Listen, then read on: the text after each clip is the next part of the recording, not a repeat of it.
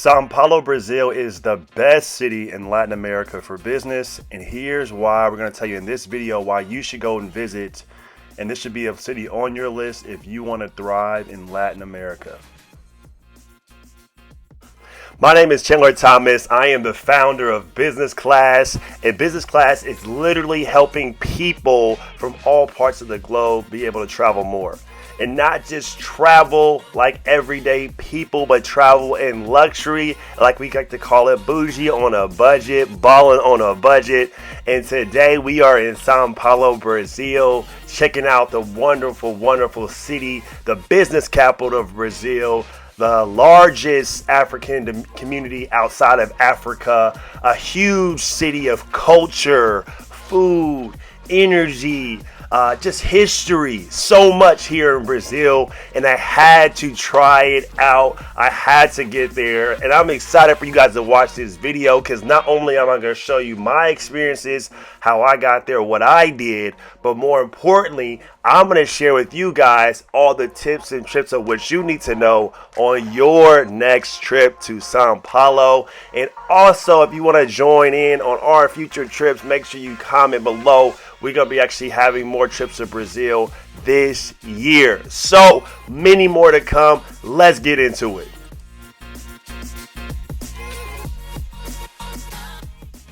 Why Brazil? Why now? And this is the story behind how I got myself to São Paulo, Brazil. From a kid, Rio, Brazil, São Paulo, Brazil, all these places were so affluent in my mind. I always wanted to go. I saw so many great videos and pictures and clips on TV of this place, but I never knew anything about it, right? So I wanted to take this experience. I wanted to go and see what this city was all about. And I'm a businessman. I love business. I love helping support business. I love growing business, entrepreneurs, small business, medium businesses internationally. So this is why I started off in Brazil, business capital of São Paulo, right on the coastline. And I wanted to be able to feel the energy. I wanted to understand the people. I wanted to understand the culture. I wanted to interview people. I wanted to be able to really get there and be able to see what it's like to potentially do business in Brazil. Breaking those barriers for so many entrepreneurs who want to scale their business in this wonderful city and throughout the entire wonderful country of Brazil. And as you see, one of the first things that caught me by surprise was how many skyscrapers were there, right? It was a beautiful city. It was a wonderful day. The sun was beaming. The people were walking and chatting and talking, and everybody just showed like it was a good vibe. It reminded me of like a New York City.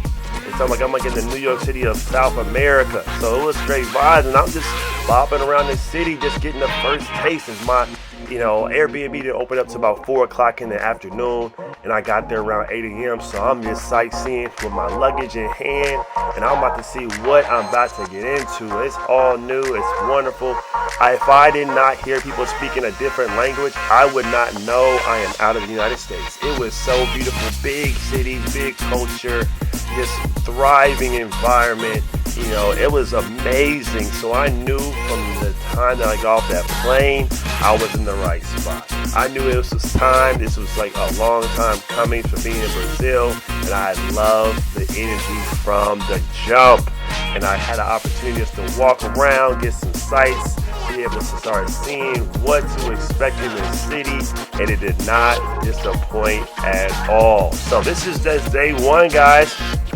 We got so much to see, so much to do, and I want you to stay along with me on this journey as I take you step by step throughout my trips in Brazil. As you can see here, this is my hotel room, so it was nice. It was a nice little Airbnb. Pretty, contained. It was just myself in there, so it was enough space for me, and it did what it did. It was in a nice spot in Bela Vista, off the Paulista Avenue district of São Paulo. Great location, great area. It was pretty quiet. And then I had a chance to go to a samba and private DJ set in the evening with some of the friends I met while walking around in São Paulo. Which, like I said, Brazilians are always nice. They'll invite you to parties even if you have no idea who they are. And that's exactly what I experienced on day one. So check out this music.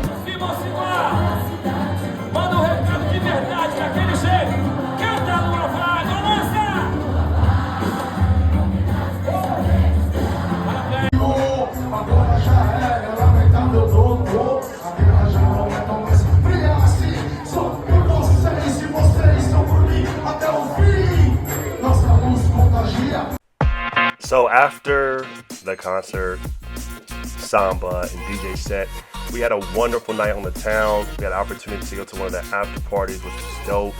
It was really good to have an opportunity to meet other local guys there, not only that spoke English, but knew the people, knew the environment, and it was pretty smooth. So once I had a chance, it was the first night in São Paulo. It really set a good high standard for the nightlife, the culture, the people.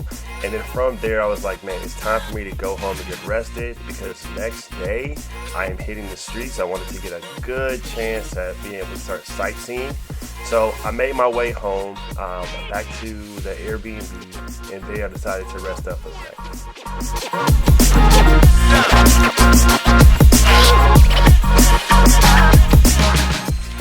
After a great night of rest, I was like, okay, now it's time to hit the city of São Paulo. Let's see what this city's all about.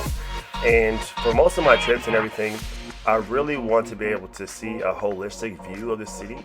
I want to see both nightlife, I want to see during the daytime, how people live, how people work. So I wanted to actually get out and feel the energy of the city. So the first thing I decided to do was to start, hey, let's get my backpack and let's start walking. So here I literally left the Airbnb, which is a really nice apartment. And the good thing about this apartment complex, it was gated with security. So especially in a lot of these cities, I hear that, sometimes you want to be more cautious and be safe. So having gated security is very important. And as you see the beautiful views of the city, I was like, man, there's so much to see here. Where do I start? So I just started walking.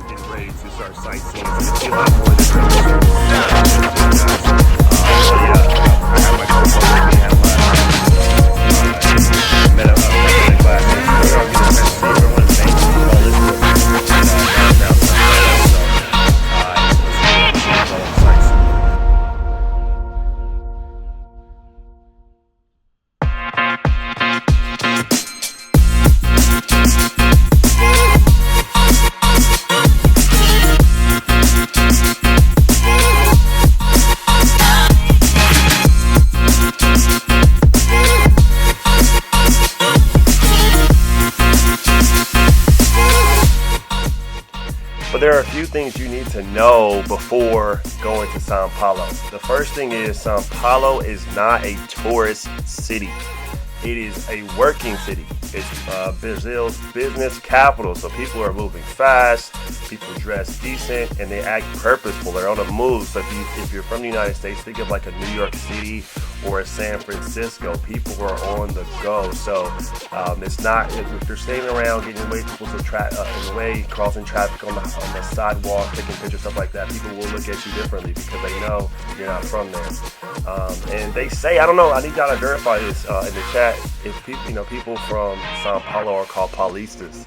I have not heard anyone say that when I was there, and I hung out with a lot of people, locals from São Paulo.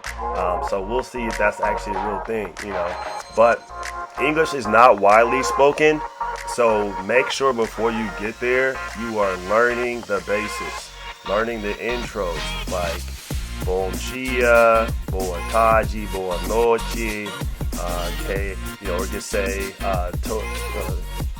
tudo bem, it's like pretty much saying what's up. Having these things, I use a combination of Duolingo, which is a free app, and also Pimpa, which is a paid app, to help me understand the basics. And also, if you just can be with one or two people that are from there, that will make a world of difference for you. And people forget how big São Paulo is. If you think you can walk everywhere, you're wrong. I knew for a fact for this first day, I was only walking on just my block of the Paulista district, because even this street is going 5, 6, 7, 8 miles just in one direction. Also, the city runs pretty late, so think of very similar to most big cities like London, New York, San Francisco. These cities run late, so dinner in São Paulo is around 9 to 10 p.m. and the clubs don't get busy until after midnight. And that was new to me because living in Los Angeles, most of the nightlife is over at 2. So it's like, it's a huge difference. I gotta, get off, almost like an old man here. But definitely be prepared for those things. Comes to moving around the city, I would highly suggest Uber. They also have an app called 99. It's a little bit more challenging to use, but if you are familiar with Uber, use that. It's pretty cheap, it's safe, widely known, and avoid random street taxis if you don't know how to negotiate and use those. Always check the license plate before you enter the Uber because you don't want to get in the wrong place and be who knows where. And then traffic is no joke. So if you're moving through the city, especially throughout the week, on rush hour, it's be expected to be waiting in long lines of traffic. So typically you want to avoid rush hour between 7 to 10 a.m. and then 4 p.m. to 8 p.m. in the evening because your day can disappear simply by being stuck in traffic. And they also do have a very efficient metro. So be prepared to be very crowded. So always keep your phone and your backpack close. Keep an eye on your belongings, but know that that's another option. One of the biggest safety tips that anyone can tell you, and I heard this multiple times, is keep an eye on your phone. Do not walk with your phone out casually. That's the number one mistake that tourists make. They will drive, snatch your phone, and be gone on the scooter or the motorbike. If you need directions, step inside of a store or go to a cafe, use your phone, then put it back. If you're going around videotaping and using your phone, someone will snatch it. It happens fast and silently, and especially near traffic lights and sidewalks. Also, don't become a target, meaning don't wear flashy watches and jewelry and high designer clothes. You literally gonna be like a elephant in a store. People will see you from far away. So you want to blend in. Dress very casual, like people don't know you're different until you make yourself blatantly obviously out there, right? It's a very diverse community, so as long as you're not being silly, you should be all right? So they say use a crossbody bag or a money belt. Back pockets are a no-go. Do not leave anything in your back pocket. It will get pickpocketed. As if you're in any major city like New Orleans, Louisiana, any places like that, like they teach you these things. So just be cautious and be smart.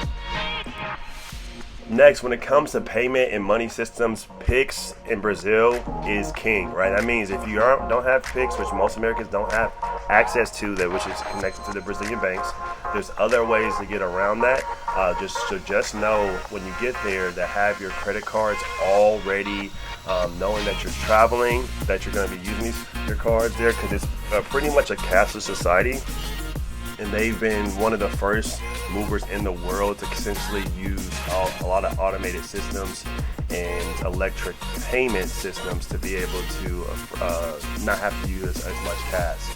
So make sure you have that. Let your bank know that you're not in fraud, that you're traveling in Brazil, and that you will be using your credit card down there. That's always going to know like 2 weeks in advance or more. And always, one of the biggest things there is when you're negotiating prices or talking on the streets to different vendors, always confirm the price before the service or before you buy something. That especially goes for guides, informational services, or even things like going to get your hair cut. So anything you're doing down there, make sure you have the price negotiated ahead of time. One of my favorite things about São Paulo is their food culture. They are known for some of the best food in the world, and not only Brazilian food, but Japanese food, Italian, Middle Eastern, and so much more. One of the things that you have to try is pão de queijo, which is essentially cheese bread. People eat that once or twice a day. It's very, very delicious to have, and you should try it a lot. One of their national dishes for Brazil in general is feijoada. It's usually a weekend meal. It's essentially rice, and it's essentially a black bean stew with pork and beef marinated over time. So make sure when you have it fresh. You don't let people let it sit out because you could get sick. So be careful on that as well. The street food is amazing, but choose vendors that are busy.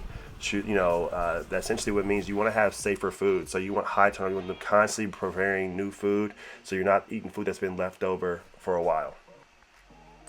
And lastly, if you're gonna try one of the caipirinhas, which is their specialty drink in Brazil, pace yourself. They're a lot stronger than they look, and they will hit you harder than you think. So if you like this video, make sure you like, comment, subscribe, and share with all your friends, and see you in Brazil.